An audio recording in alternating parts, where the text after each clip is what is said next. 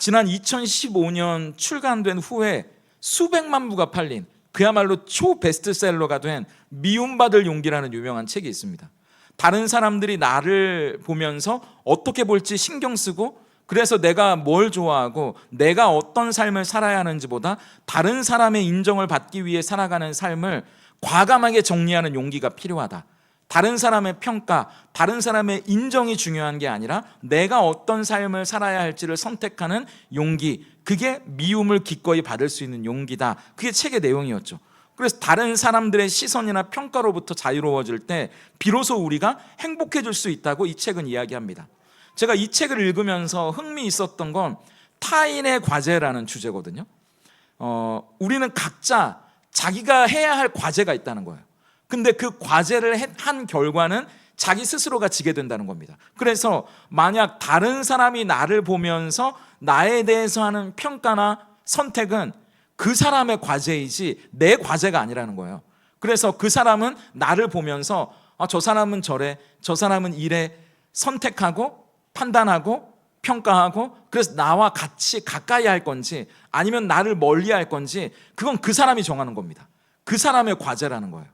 거기에 내가 너무 많은 신경을 쓰거나 내가 거기에 개입하려고 한다고 달라질 문제가 아니라는 겁니다. 그건 그 사람의 평가, 그 사람의 인정에 따른 그 사람의 선택이니까요.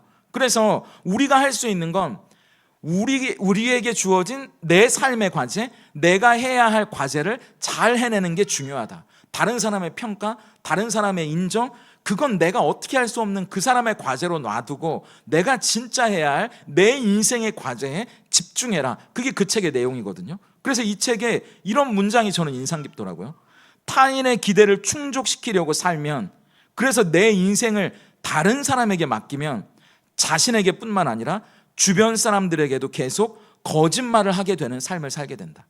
내 인생을 사는 게 아니라 거짓말을 하게 되는, 그 사람의 평가와 인정에 휘둘리고 그 사람에게 인정받으려는 거짓말과 같은 삶을 살 수밖에 없다는 거예요. 특히 우리나라 사람들은 유교 문화권에 살지 않습니까? 그러니까 더 주변 사람들의 인정, 주변 사람들의 평가가 중요할 수밖에 없어요. 그 사람들의 눈치를 보면서 살아왔고, 스스로 내가 주체적으로 살아가기보다 남들이 나에 대해 뭐라고 말하는지가 더 중요하지 않았습니까? 그래서 이 책이 아마 사람들에게 폭발적인 호응을 받았는지도 모르겠어요. 근데 오늘 예수님도 또 다른 의미에서 미움받을 용기에 대해 이야기해 주십니다. 우리가 예수님을 믿고 하나님의 자녀로 살아가다 보면 세상으로부터 미움을 받을 수밖에 없다고. 근데 예수님의 말씀은 단순히 우리가 그 미움을 어떻게 견딜 것인지, 그래서 내 삶의 의미를 결정하고 결단하는 게 중요하다고 말하는 이 미움받을 용기의 책의 이야기보다 훨씬 더 중요한 이야기를 건네시거든요. 왜 우리가 미움을 받을 수밖에 없는지 그 이유를 말씀해 주시고요.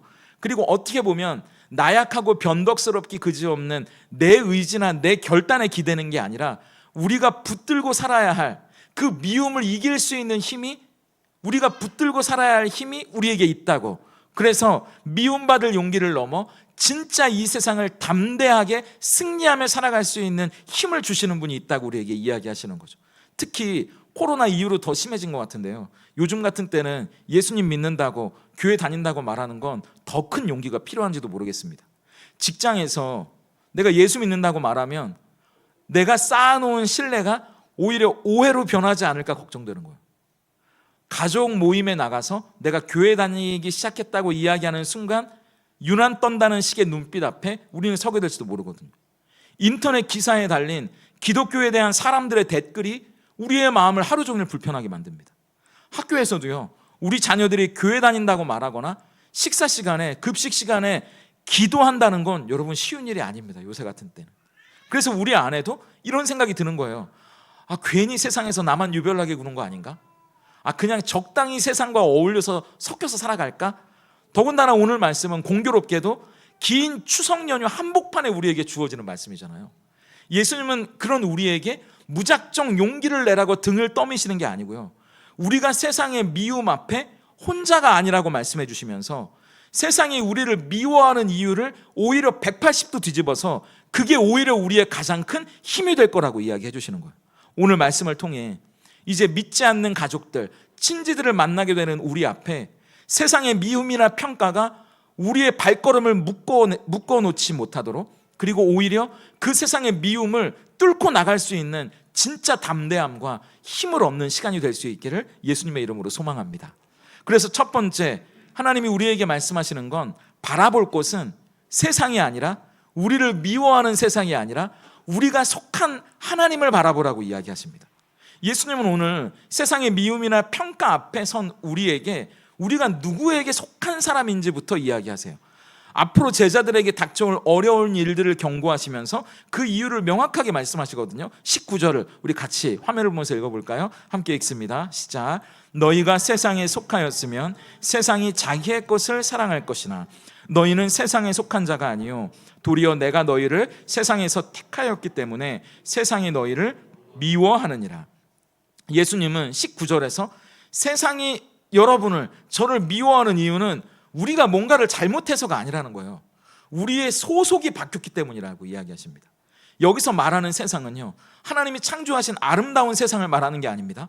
자기 중심적인 욕망, 타락한 가치관으로 움직이는, 그래서 하나님을 부정하고 하나님을 대적하는 그런 악한 세상을 이야기해요. 그래서 22절 보세요. 같이 읽어볼까요? 시작. 내가 와서 그들에게 말하지 아니하였더라면 죄가 없었으려니와 지금은 그 죄를 핑계할 수 없느니라. 그래서 세상은 창조주이신 하나님이 어떤 분인지 우리가 알지 못하도록 우리의 눈을 가려왔거든요. 그동안 우리가 처음 지음받은 행복한 삶을 살아가지 못하도록 때로는 우리가 가지고 싶은 걸로 우리를 유혹하고요, 때로는 걱정과 두려움으로 겁을 주면서 우리가 봐야 할 하나님을 보지 못하도록 눈을 가려왔던 곳이 세상이었다는 겁니다. 근데 예수님이 이 땅에 오셨잖아요. 우리의 눈을 가리고 우리를 속이면서 하나님을 보지 못하도록 그렇게 거짓말해오던 세상의 어둠을 폭로하기 위해 예수님이 이 땅에 오셨다는 이야기입니다. 지금 22절은. 그래서 요한복음에서 세상은 항상 어둠으로 이야기해요, 요한이.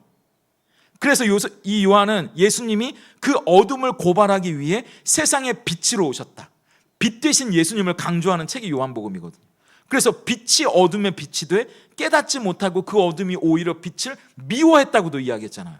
세상은 빛과 반대되는 어둠이고 진리를 교묘하게 가리는 거짓말로 가득 찬 곳이기 때문입니다. 그러니까 세상은 하나님께 속한 예수님을 미워하는 거고요, 그리고 그 예수님에게 우리가 속해 있다면 우리도 미워할 수밖에 없다고 이야기하는 겁니다. 세상의 위선을, 세상의 거짓말을 폭로하는 분이 예수님이기 때문이죠. 세상의 노예로 살아가도록 우리를 계속 속이고 우리의 눈을 가리는 그 어둠을 폭로하는 분이 예수님이기 때문입니다. 근데 사실 우리도 그 세상의 일부였거든요. 내 뜻대로, 내가 원하는 대로, 내가 욕망하는 대로 살아가는 게 당연하다고 여겼어요. 저도 예수님을 믿기 전엔 그랬거든요. 그래서 하나님이 계신다고 말하기에는 좀 껄끄럽고, 그렇다고 하나님이 안 계신다고 말하기에는 뭔가 캥기는 어정쩡한 삶을 살아갔던 게 우리거든요. 믿는다고도 말할 수 없고, 그렇다고 안 믿는다고 말하면 조금 캥기고, 그런 어정적인 삶을 우리가 살아왔다는 겁니다. 근데 19절을 다시 보세요. 여기에 중요한 단어가 두 개 나오는데요, 하나는 택했다는 단어입니다. 그리고 또 하나는 속했다는 단어예요. 우선 택했다는 말은요, 단순히 여러 개가 있는데 눈 감고 손을 넣어가지고 이 공을 줍는 무작위로 골랐다는 이야기가 아닙니다. 특별하게 구별했다는 말이에요. 여기 선택했다는 말은 1세기의 유대사회에서 제자와 스승의 관계는 어땠냐면, 제자가 랍비를 선택합니다. 그래서 학생이 스승을 찾아가서 나를 받아달라고 부탁하는 거야. 그래서 내가 제자가 되기를 스승에게 요청하는 겁니다. 그러면 스승이 받아주게 되면 이제 스승과 제자 관계가 성립되는 거예요. 근데 예수님은 1세기의 이 문화를 뒤집어 엎으십니다. 제자가 스승에게 찾아가서 나를 받아달라고 이야기하는 게 아니라 오히려 예수님이 그 제자들을 선택하셨다는 거예요. 너희가 나를 택한 게 아니라 내가 너희를 택했다고 지난주 요한복음 15장 16절에서도 말씀하셨고 오늘 19절에서도 이야기하시잖아요. 내가 너희를 택했다고요. 그렇다면 우리를 왜 택한 걸까요? 여러분을 왜 택한 걸까요? 세상에 속한 자가 아니라 하나님께 속한 자로 살게 하시기 위해서라는 겁니다. 여기서 속하다라는 말은요, 영어로는 be 동사예요. I am 할 때 그 am, 뭐 he was 할 때 was, 그러니까 있다, 존재한다, 이런 뜻이 여기에 포함되어 있습니다. 그래서 단순히 누구 편이다, 누구에게 속했다 이걸 떠나서 이제 그 사람이 존재하는 토대가, 기초가 완전히 달라졌다는 얘기예요. 그래서 여러분, 예수님이 요한복음 8장 23절에서 이렇게 이야기하신 거 기억나시나요? 우리 같이 읽어볼까요? 화면을 보면서 읽습니다. 시작. 예수께서 이르시되 너희는 아래에서 났고 나는 위에서 났으며 너희는 이 세상에 속했고 나는 이 세상에 속하지 아니하였느니라. 예수님이 이 말씀을 하시면서 나는 너희와 차원이 달라, 인간이라는 존재와 차원이 다른 존재라고 말씀하시면서 이 이야기를 하셨거든요. 나는 위에서 났고 나는 위에 속했어, 너희는 아래에서 났고 땅에 속한 자야. 예수님과 우리가 존재론적으로 완전히 차원이 다르다는 걸 설명하기 위해 말씀하신 내용입니다. 그러니까 우리가 세상에 속해 있다가 예수님께 속하게 되었다는 말은 이전과는 전혀 다른 삶의 자리로 우리를 옮겨주셨다는 거예요. 예수님이 너희와 나는 달라라고 말했던 그 다른 자리로 우리를 올려주셨다는 이야기가 되는 겁니다. 그래서 이전에는 세상의 가치관으로, 세상의 기준 아래, 세상의 목표를 향해 달려가던 삶이었다면 이젠 아니에요. 하나님 나라의 가치관으로, 하나님의 기준 아래, 하나님이 기뻐하시는 삶을 향해 그렇게 달려가는 존재로 우리가 완전히 달라졌다는 이야기입니다. 이게 세상에 속한 자에서 예수님께 속한 자로 바뀌었다는 얘기예요. 우리의 모든 삶이 완전히 달라졌다는 겁니다. 독일의 천재 신학자였고 히틀러를 암살하려다가 순교했던 디트리 본헤퍼라는 목사님이 계시죠. 그분의 친구였던 에버하르트 베트게라는 유명한 분이 쓴 디트리 본헤퍼 목사님의 일종의 전기가 있거든요. 근데 여기서 이 친구분이 그 디트리 본헤퍼 목사님이 살아있을 때 어떤 고민을 했는지 이렇게 기록해 놨더라고요. 본헤퍼는 자신이 히틀러 아래 히틀러의 지시를 따르는 독일 국민인지 아니면 하나님의 통치 아래 살아가는 그리스도인인가를 선택해야 하는 순간을 마주하게 됐다라고요. 내가 히틀러의 말을 따르는 독일의 국민으로 살아갈 것인지 아니면 하나님의 다스림을 받는 그리스도인으로 살아갈 것인지를 선택해야 하는 순간에 섰다는 겁니다. 근데 어느 순간 디트리히 본헤퍼 목사님이 이 고민은 선택의 문제가 아니라는 걸 깨달았다는 거예요. 계속 고민했다는, 내가 어떻게 해야 될까? 어떤 사람은 미국으로 망명하라고 이야기하고 수많은 이 선택의 갈림길 앞에서, 왜냐하면 이건 선택이 아니라 이미 나는 그리스도께 속해 있는 사람이라는 것. 그래서 내가 그리스도인이라는 정체성이 가장 우선이고, 내가 목사이든 국민이든 학자이든 그리스도인이라는 정체성 아래 나머지 정체성이 있다는 걸 알았다는 거죠. 그래서 기꺼이 미친 사람이 버스의 운전대를 잡고 있다면 그 버스에 타고 있는 선량한 승객을 위해서라도 그 정신병자를 운전석에서 끌어내려야 한다는 게 마땅하다는 결론을 내리고 히틀러를 암살하려는 계획에 참여하게 되잖아요. 결국 그 계획이 발각돼서 감옥에서 순교하시게 되죠. 우리도 매일 선택의 기로 앞에 섭니다.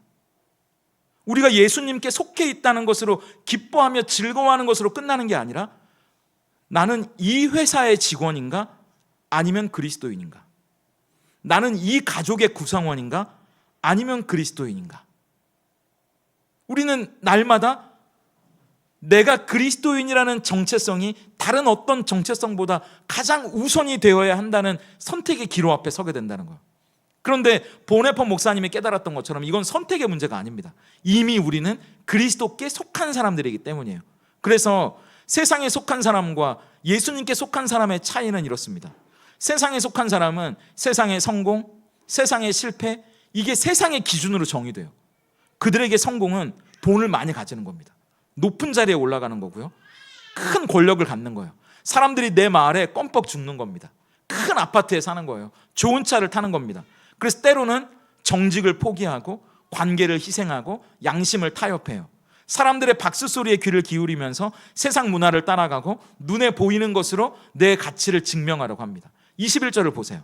그 사람들이 그렇게 살아가는 이유가 뭔지 함께 읽겠습니다. 시작. 그러나 사람들이 내 이름으로 말미암아 이 모든 일을 너희에게 하리니 이는 나를 보내신 이를 알지 못함이라. 왜냐하면 그 사람들은 하나님을 알지 못하기 때문이래요. 이 세상 너머를 보지 못하기 때문입니다. 근데 예수님께 속한 사람은 달라요. 우리는 세상과 다른 기준으로 살고요, 우리의 성공은 하나님께 인정받는 겁니다. 우리의 가치는 세상이 우리를 규정하는 세상의 인정, 세상의 칭찬이 우리의 가치를 규정하지 않아요. 우리는 예수님의 피로 값주고 산 소중한 존재이기 때문입니다. 그래서 우리는 많은 사람들을 따르기보다 진리를 따릅니다. 보이는 것보다 보이지 않는 것을 더 중요하게 여기고요, 일시적인 편안함보다 영원한 하나님의 나라를 우리는 선택하게 돼요. 제가 아는 한 청년이 있었는데요, 대기업에 입사한 지 3년 차 되던 해였습니다. 근데 그동안 성실하게 일했고 상사의 신임도 두터웠거든요. 근데 어느 날 이 상사가 그 친구를 불러서 중요한 프로젝트를 맡기더래요. 근데 문제는 이 프로젝트가 실적을 부풀리기 위해서 이 숫자를 좀 조작하는 일을 할 수밖에 없는 일이었다는 겁니다. 그래서 상사가 다들 이렇게 하는 거야, 이 바닥은 원래 그래, 그렇게 이야기했다는 거예요. 당연히 고민이 되죠. 거절하면 승진해서 밀릴 게 뻔하고, 심하면 회사에서 왕따가 되는 거 아닙니까? 나만 너무 유난을 떠는 거 아닌가? 근데 이 친구가 상사에게 정중하게 말했다는 거예요. 죄송합니다, 저는 그렇게 할 수가 없습니다. 제가 믿는 신앙이 허락하지 않습니다. 예상대로 그 상사가 막 화를 내면서, 그래서 이 친구가 한동안 어려운 시기를 보냈다는 거예요. 근데 6개월 후에 이 프로젝트가 내부 감사에 걸렸습니다. 관련자들이 다 징계를 받았어요. 근데 이 청년만 너무 감사하게도 유일하게 이 문제 없이 남게 됐다는 거예요. 근데 이 청년이 나중에 저한테 그러는 거예요. 목사님, 제가 남게 됐다는 게 감사한 게 아니라 제가 그때 무슨 용기인지 모르겠지만 그렇게 말할 수 있었다는 게, 그렇게 선택할 수 있었다는 게 저는 너무 감사해요. 제가 그 이야기를 들으면서 저도 은혜가 됐거든요. 그래서 예수님이 오늘 세상이 우리를 미워하게 될 거라는 이 말씀을 하시는 이유가 뭘까요, 여러분? 겁내지 말라는 말? 두려워하지 말라는 말? 물론 그것도 되겠죠. 근데 제가 지금까지 쭉 이야기를 드렸잖아요. 세상이 우리를 미워하는 건 우리가 뭔가를 잘못해서가 아니라 우리의 소속이 달라졌기 때문이라고요. 그러니까 세상이 우리를 미워할 때 우리를 미워하는 세상을 바라보는 게 아니라 우리가 이제 누구에게 속했는지를 바라보라고 예수님은 말씀하시는 거예요. 그게 세상이 우리를 미워하는 증거니까요. 우리의 소속이 달라졌다는 증거니까. 그렇다면 세상을 바라보면서 겁내거나 두려워하거나 그걸 어떻게든 이기려고 안간힘을 쓰는 것 이전에 우리가 어디에 속했는지 우리 뒤를 바라보라는 겁니다. 우리의 뒷배가 누구인지, 우리의 뒤에 누가 서 있는지 그걸 보라고 예수님은 이 이야기를 하시는 거예요. 두 가지의 그림을 대비해서 보여주는 겁니다. 한 가지는 세상으로부터 받는 환난과 핍박과 미움의 그림이에요. 또 하나는 우리가 예수님께 속해 있다는 그림입니다. 그럼 이제 우리가 어떤 그림을 보면서 살아가야 할지를 예수님 우리에게 묻고 계시는 거거든요. 환난과 핍박과 미움 앞에 벌벌 떨면서 전전긍긍해하며 살아가는 게 아니라 무엇이 우리를 힘있게 하는지, 이제 우리가 누구에게 속했는지, 누구의 보호 아래 살아가는지 그걸 바라보라고 이야기하는 겁니다. 그래서 하나님의 은혜와 사랑에 우리가 속해 있다는 사실에 감사하면서 어떻게 살아야 할지를 결정하는 거죠. 어디에 속해 있는지를 보여주는 삶을 이제 살아가는 겁니다. 그래서 예수님께 속한 사람의 특징이 있는데요, 세상으로부터 미움을 받든 인정을 받든 그게 중요하지 않아진다는 거예요. 내가 속해 있는 내 뒤에 계시는 예수님이 주시는 기쁨과 감사가 나를 미워하는 세상을 이기게 해주거든요. 그걸 덮어버리거든요. 그래서 여러분, 바울을 보세요. 빌립보 감옥에 갇혀 있지만 내가 사람에게 좋게 하랴, 하나님께 좋게 하랴, 내가 사람에게 인정을 받으려 한다면 하나님의 종이 아니라고 기뻐하고 기뻐하라고 이야기하는 이유가 뭡니까? 감옥 안에 있지만 나를 미워하는 세상이 아니라 내 뒤에 계시는 하나님을 바라볼 수 있었기 때문에 바울은 기뻐하고 오히려 하나님이 기뻐하시는 일을 향해 달려갈 수 있는 용기와 힘을 얻었다는 이야기죠. 그러니까 여러분, 매일 아침 일어나서 세상의 거울을 바라보며 거울아 거울아 누가 제일 예쁘니? 백설공주의 이 공주처럼, 죄송합니다, 헷갈려가지고 공주는 백설공주죠. 백설공주의 여왕님처럼 세상의 거울에게 물어보지 마세요. 세상의 인정과 평가에게 물어보지 마시라고요. 말씀의 거울을 보세요. 말씀의 거울 앞에 스스로를 비춰보면서 이렇게 선포하세요. 물어보지 말고 나는 그리스도께 속한 사람이라고요. 나는 이 세상에 속한 사람이 아니라 하나님께 선택받은 자녀라고 외치며 하루를 시작하는 겁니다. 그리고 그 하루 우리가 어떤 선택과 결정을 하든 우리의 선택과 결정이 내가 세상에 속한 사람이 아니라 그리스도 예수님께 속한 사람이라는 걸 보여줄 수 있기를 기도하세요. 그리고 세상으로부터 우리의 신앙 때문에 미움이나 조롱을 받게 된다면 낙심하거나 슬퍼하기보다 오히려 세상이 우리를 미워하는 이유가 우리 뒤에 계신 분이 있다는 거, 예수님께 내가 속해 있다는 사실을 기억하며 세상을 바라보고 세상과 싸우지 마시고요, 하나님을 바라보고 하나님을 붙드시며 하루를 살아가고 한 주를 살아가고 이 10월 한 달을 승리하는 저와 여러분이 될 수 있기를, 담대하게 세상과 맞서 싸우는, 그래서 승리를 거머쥐는 우리 모두가 될 수 있기를 예수님의 이름으로 축복합니다. 그리고 두 번째, 그것으로 끝나는 게 아니고요, 여러분 소속이 달라지면 사명이 달라집니다. 우리가 예수님께 속한 자라는 정체성을 분명하게 깨달았다고 해서 우리 문제가 모두 해결되는 게 아니거든요. 왜냐하면 여러분, 우리 소속이 바뀌었다는 걸 세상에 커밍아웃하는 순간, 세상에 드러내는 순간, 이제 세상은 더더욱 여러분을 가만두지 않을걸요. 우리를 가만두지 않습니다. 그때부터 본격적인 영적 싸움이 시작되거든요. 근데 단순히 예수님은 우리가 괴롭힘을 당하고 그걸 참아내는 정도가 아니라 소속이 달라진 우리에게 맡겨주신 더 영광스러운 사명이 있다고 이야기합니다. 세상에 속해 있을 때는 우리가 세상의 일을 하고 있었지만 소속이 달라졌다면 예수님이 우리를 보호해 주시고 보호 아래 살아가는 평안과 기쁨으로 살아가는 것 정도가 아니라 이제 소속이 달라진 만큼 우리에게 맡겨주시는 영광스러운 사명이 있다고 말씀하시는 거예요. 그게 26절입니다. 같이 읽어볼까요? 함께 읽습니다. 시작. 내가 아버지께로부터 너희에게 보낼 보혜사 곧 아버지께로부터 나오시는 진리의 성령이 오실 때에 그가 나를 증언하실 것이요. 지금은 예수님이 십자가를 앞둔 마지막 밤입니다. 굉장히 긴 이야기가 계속 진행되고 있는 거예요. 예수님의 신변에 어떤 일이 벌어지지 않을까 불안해하고 두려워하는 제자들에게 예수님은 성령님을 보내주신다고 계속 약속하고 계십니다. 그래서 26절에는 그 성령님이 오시면 이제 이 세상에서 어떤 일을 하시게 될지 말씀하시는 거거든요. 그 성령님은 예수님이 어떤 분인지, 예수님이 왜 이 세상에 오셨는지, 그 예수님을 세상에 보여주고 증언하는 일을 하신답니다. 근데 성령님이 혼자 하시는 게 아니라는 거예요. 마지막 27절을 보세요. 같이 읽어볼까요? 시작. 너희도 처음부터 나와 함께 있었으므로 증언하느니라. 성령님 혼자만 그 일을 하는 게 아니고요, 우리도 그 일에 함께 하게 된다는 이야기입니다. 그래서 아니 우리가요? 저 같은 사람이요? 네, 여러분이요. 제가요. 그래서 세상은 우리가 여기까지 성령님과 함께 세상에 예수님을 증언하는 데까지 진도 나가지 못하도록 우리의 발목을 붙잡는다는 이야기입니다. 거기까지 하면 큰일 나잖아요. 그래서 우리의 발목을 하루의 걱정과 염려로 마음을 심란하게 만드는 거예요. 예수님을 증언하는 데까지 진도가 나가기는커녕 그냥 걱정, 염려로 우리의 마음을 계속 심란하게 만드는 데 묶어두는 거예요. 옆에 있는 사람이 공연히 미워지고 보기 힘들어지면서 우리의 눈을 가리는 겁니다. 그 사명을 감당하지 못하도록. 내 안에 해결되지 않는 혈기로 계속 이 실수를 반복하면서 나 자신을 자책하게 만들어서 계속 제자리를 맴맴 도는 게 만들어요. 또 어쩔 수 없지. 또 오늘도 넘어졌구나. 또 오늘도 성질냈지. 또 오늘도 혈기 부렸지.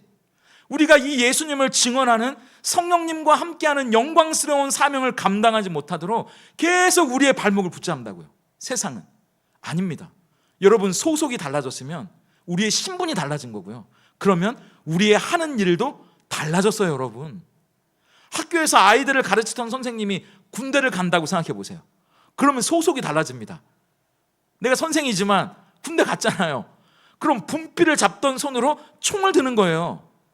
책가방을 매던 어깨가 이제 완전 군장을 하고 생사를 넘나드는 전투훈련을 하는 겁니다. 총을 쏘고요, 미사일을 쏘는 버튼을 누르게 된다고요. 소속이 달라지면 하는 일이 달라집니다. 여러분, 우리가 세상에 속해 있을 땐 어떤 일을 했는지 아시겠어요? 로마서 1장 28절을 볼까요? 함께 읽습니다. 시작. 또한 그들이 마음에 하나님 두기를 신화하며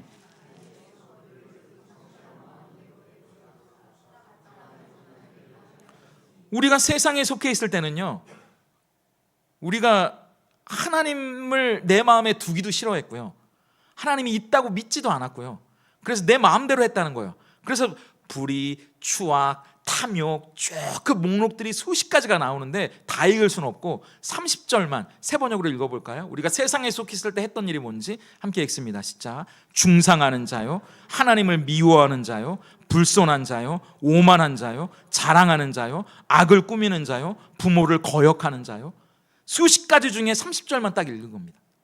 내 삶의 의미와 목적을 향해 영광스러운 가치, 변하지 않을 인생의 가치를 향해 달려가기보다, 앞으로 진도 나가기보다 이 수많은 죄의 굴레 속에 허우적대면서 고통스러워하고 제자리를 맴맴 돌 수밖에 없었다는 겁니다. 이 세상에 속한 사람은 그렇게 살 수밖에 없는 거예요. 왜냐하면 세상이 우리의 눈과 귀를 가리고 스스로를 보지 못하게 만들었기 때문이죠. 그런데 소속이 달라졌으면 우리의 하는 일이 달라졌습니다. 예수님은 이제 소속이 달라진 우리에게 우리의 말과 행동, 우리의 삶으로 예수님이 누구인지를 증언하는 위대한 일을 맡겨주셨다고 이야기해요. 좀 더 쉽게 이야기해 볼까요? 부끄러운 이야기인데요, 저도 이 예배를 마치면 이제 서울 부모님 댁에 가게 됩니다. 근데 저는 오늘 말씀을 전하는데 제가 굉장히 찔리면서도 도전이 되는 거예요. 지금까지는 명절이 되면 그냥 부모님 뵙고 자녀 놀이하는 것처럼 올라가서 손주들 적당히 보여드리고 그냥 좋은 시간 보내고 와야지, 그런 마음이 솔직히 컸던 것 같아요. 예수 믿지 않는 분들이니까 더더욱 그냥 사고만 일어나지 않았으면 좋겠다, 이 정도였거든요. 근데 제가 오늘 말씀을 전하면서 다른 누구에게가 아니라 제 스스로에게 말하는 거예요. 소속이 바뀌면 더 큰 사명이 주어졌다며. 그러면 예수님을 모르는 저희 부모님에게 꼭 예수 믿으라고 말을 하지 않아도 부모님과 함께 있는 그 시간, 제 말로, 제 행동으로, 제 표정으로, 제 삶으로 저는 예수님이 어떤 분인지 증거하는 자리에 제가 서 있게 된다는 이야기입니다. 근데 제가 혼자 증언하려면 얼마나 무섭겠어요. 저희 아버지 지금도 무섭거든요.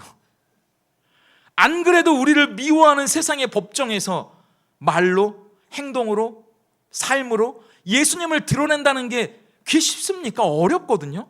그래서 오늘 말씀은요, 걱정하지 말라고 얘기하시는 거예요. 너 혼자 증언하는 게 아니라 함께 증언해 줄 분이 있다고 이야기하는 겁니다. 그분이 성령님이시라는 거예요. 여러분, 유대 사회에서 법정에서 증언할 때는 혼자 증언하면 그 증언에는 법적인 효력이 없습니다. 유대 사회에서는 어떤 증언이 진짜가 되려면 2명 이상이 돼야 돼요. 혼자 하면 이게 자기가 지어낼 수도 있잖아요. 그러니까 혼자 하면 안 되고 꼭 2명 이상의 증인이 있어야 그 증언이 참이 됩니다. 그러니까 성경은 예수님을 증언하는 세상의 법정에서 성령님 혼자가 아니라, 우리 혼자가 아니라 성령님과 우리 함께 그 증언을 하게 함으로 예수님이 진짜 살아계신 분이고 이 세상을 붙들고 우리의 인생의 구주가 되신다는 사실을 우리와 성령님이 함께 증언하는 영광스러운 법정에 서게 하신다는 거죠. 너 혼자가 아니야.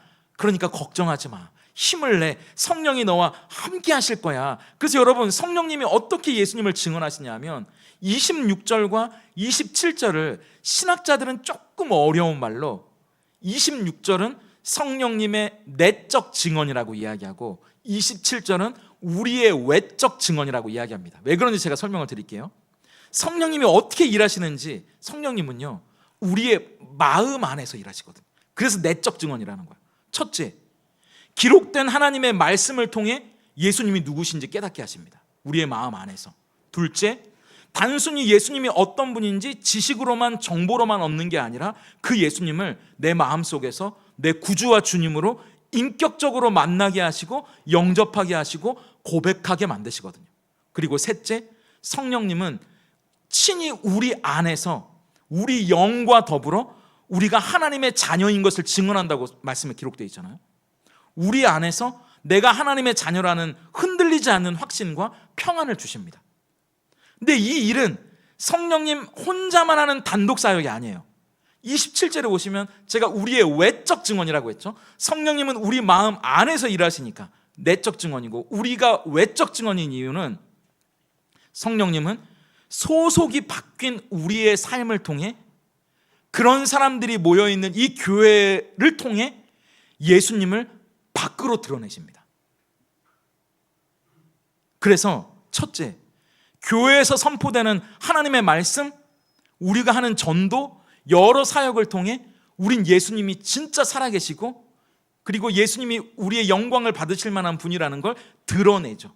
그래서 교회는 엉뚱한 세상 이야기를 늘어놓는 곳이 아니라 예수님만 드러내고 예수님만 높이는 곳이 되어야 합니다. 그런 곳이 교회니까요. 둘째, 우리의 삶에 성령의 열매를 맺게 하셔서 사랑, 희락, 화평, 오래 참음, 그래서 예수님을 닮은 성품으로 변화된 우리의 삶을 통해 우리 안에 예수님이 계신다는 걸 우리는 밖으로 드러내게 되어 있다는 거예요. 그리고 셋째, 오늘 세상이 우리를 미워하거나 핍박하거나 조롱하거나 위협하더라도 두려워하지 않도록, 겁내지 않도록 끝까지 예수님을 증거하고 고백할 수 있는 용기와 담대함을 우리에게 주시는 겁니다. 끝까지 그걸 우리가 드러낼 수 있도록, 두려워하고 겁내지 않도록. 그래서 우리가 밖으로 드러낼 때 성령은 그걸 통해 사람들의 마음 안에서 일하기 시작한다는 거예요. 그래서 여러분 사도행전 2장을 기억해 보세요. 오순절 마가의 다락방에 성령이 임하니까 제자들이 변하기 시작합니다. 13절에 사람들이 제자들을 보면 저 사람들 술 취한 거 아니야? 라고 말할 정도였다고 이야기하죠.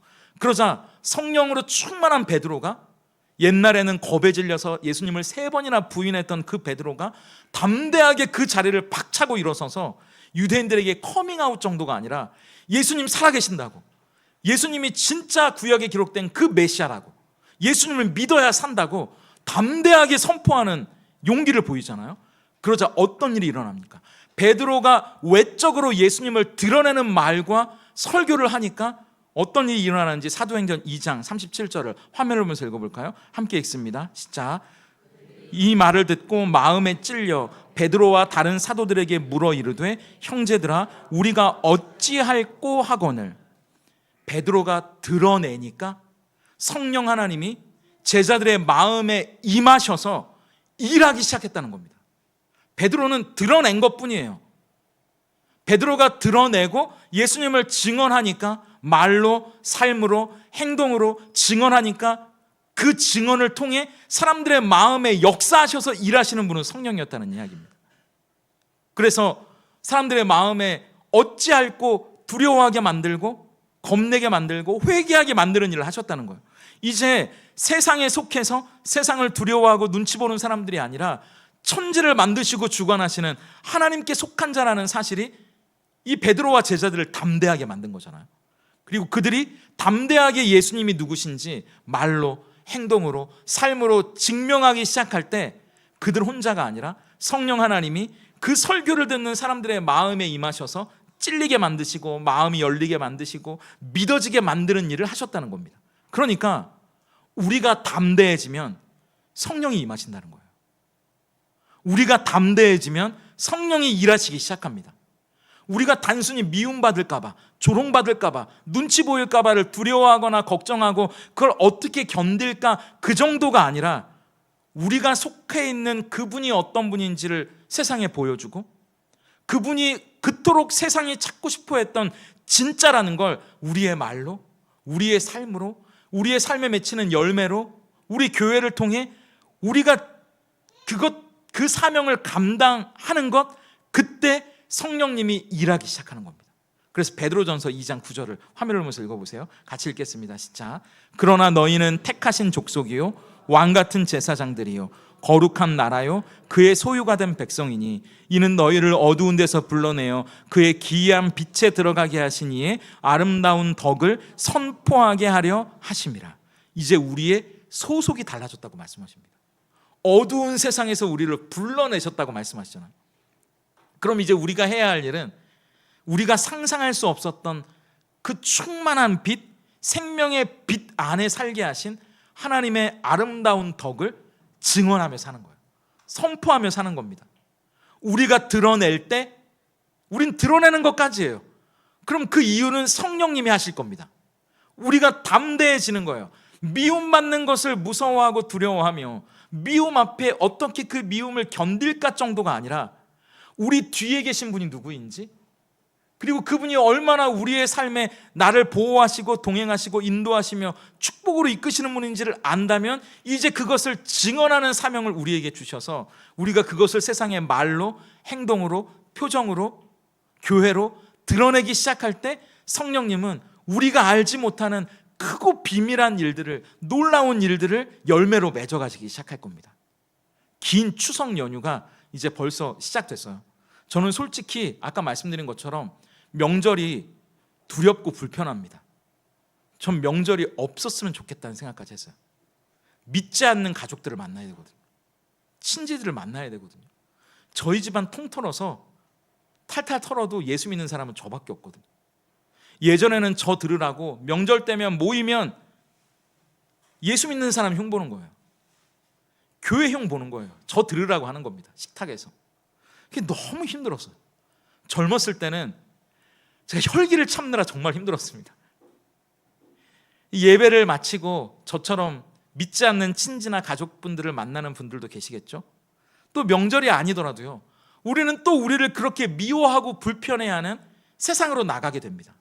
그 세상 앞에서 우리를 미워하고 우리를 힘들게 하는 세상을 바라보기보다 이제 우리가 속해 있는 그분이 누구인지를 바라볼 수 있다면 좋겠어요. 우리가 세상에 계속 속해 있으면 여러분 어쩔 뻔하셨어요. 그분이 주시는 기쁨과 평안을 모르고 살았을 거 아닙니까? 근데 우리가 이제 그분께 속했으니 그분이 주신 기쁨이, 그분이 주신 평안이 우리에게 얼마나 큰지 그걸 좀 바라보며 살면 어떨까요? 그러면 세상이 오히려 불쌍해질 거예요. 혈기를 부려야 될 대상이 아니라 그걸 알지 못하고 살아가는 세상이 저는 불쌍해지더라고요. 저희 아버지가 불쌍해지는 거예요. 그 세상이 긍휼히 여겨지기 시작하더라고요. 그럼 이제 거기서 한 발 더 앞으로 나가서 우리의 말로, 우리의 행동으로, 우리의 삶으로 불쌍한 그들에게, 긍휼히 여길 그분들에게 내가 알고 있는 예수님이 어떤 분이신지 보여줄 수 있는 데까지 진도를 나가는 겁니다. 그게 그분께 속해 있는 사람에게 맡겨주신 영광스러운 사명이에요. 소속이 달라졌으면 해야 할 일이 달라지는 겁니다. 그래서 그 일은 우리 혼자가 하는 게 아니에요. 성령 하나님이 함께 하실 겁니다. 그래서 단순히 미움을 받아내는 용기 정도가 아니라 하나님이 주시는 진짜 담대함으로 우리가 해야 할 바로 그 일, 우리의 말을 통해, 우리의 행동을 통해, 우리의 삶을 통해 바로 그 예수님을 보여주는 그 놀라운 사명을 감당하는 하늘에 속한 자, 하나님의 자녀로 살아가는 저와 여러분, 우리의 10월 한 달이 될 수 있기를, 이 추석 연휴가 될 수 있기를 예수님의 이름으로 축복합니다.